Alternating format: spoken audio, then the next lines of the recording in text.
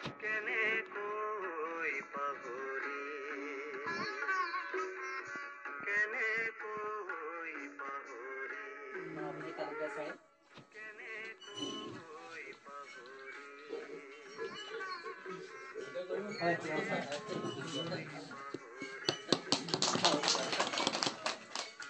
আৰু এখন চেলেঞ্জ মই নিজে প্ৰদান কৰিছোঁ বিজয় কুমাৰ গগৈ ছাৰক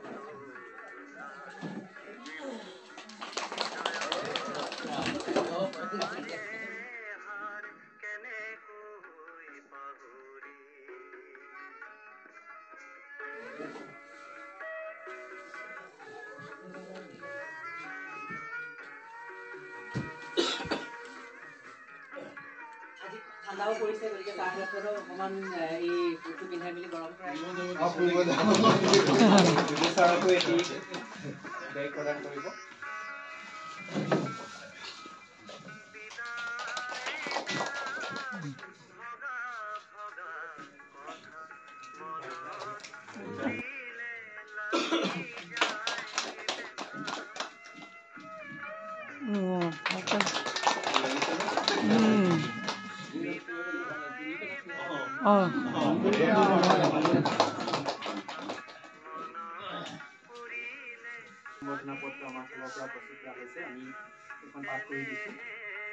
লাহোৱাল কেন্দ্ৰ প্ৰাথমিক শিক্ষক সন্মিলনী শিক্ষাখণ্ড লাহোৱাল জিলা ডিব্ৰুগড় ইতৰাতলী বিনয় বিদ্যা প্ৰাথমিক বিদ্যালয়ৰ মাননীয় প্ৰধান শিক্ষক শ্ৰীযুত কিৰণ চন্দ্ৰ ফুকন দেৱলৈ সশ্ৰদ্ধ বিদায় সম্বৰ্ধনা শ্ৰদ্ধাভাজন শিশু জয় জয়তী লাহোৱাল প্ৰাথমিক শিক্ষক কেন্দ্ৰৰ সমূহ শিক্ষক শিক্ষয়িত্ৰীভাৱে আপোনালৈ সশ্ৰদ্ধ প্ৰণিপাত জ্ঞাপন কৰিছোঁ প্ৰকৃতিৰ গভীৰ অন্তৰালত সোমাই থকা আদিৰ পৰা অনাদি ৰেখাডালৰ বান্ধনত যেনেদৰে সকলো প্ৰাণীয়ে নিমগ্ন তাৰ পৰা আপুনি বা আমি কোনো উপযুক্ত নহওঁ সেয়েহে আজি এই ক্ষণলৈকে আমাৰ মাজত থাকি আপুনি আঁতৰি যাবলগীয়া হৈছে যদিও আপুনি আমাৰ অন্তৰৰ নিভৃত মনত চিৰকালৰ বাবে সজীৱ হৈ থাকিব এই অৱসৰৰ আনুষ্ঠানিকতা মাত্ৰ খন্তেকৰ বাবেহে সেই মহান শিক্ষাগুৰু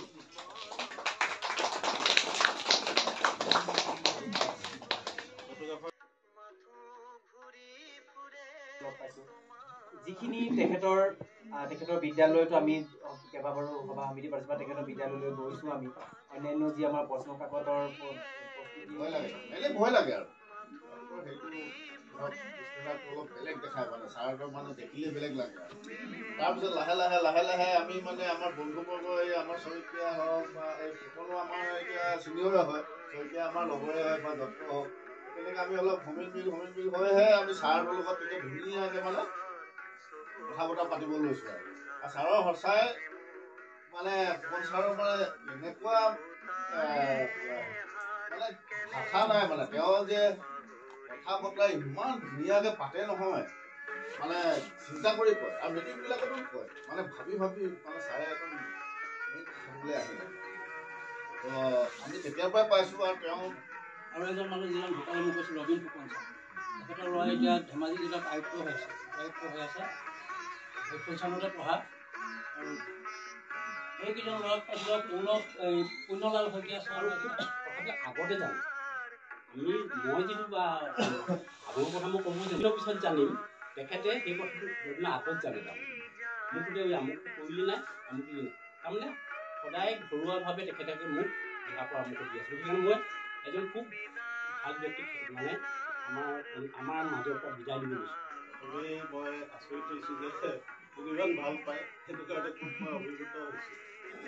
গতিকে জনা নাছিলোঁ এইটো অলপ অতিৰিক্ত হৈছে অলপ অতিৰিক্ত হৈছে বিভিন্ন আপোনালোকৰ মৰম আজি মানে অভিভূত হৈ পৰিছে পঢ়াটো পিছৰ কথা বাৰু পঢ়াটো আপুনি কৰিছে যে মানুহসকল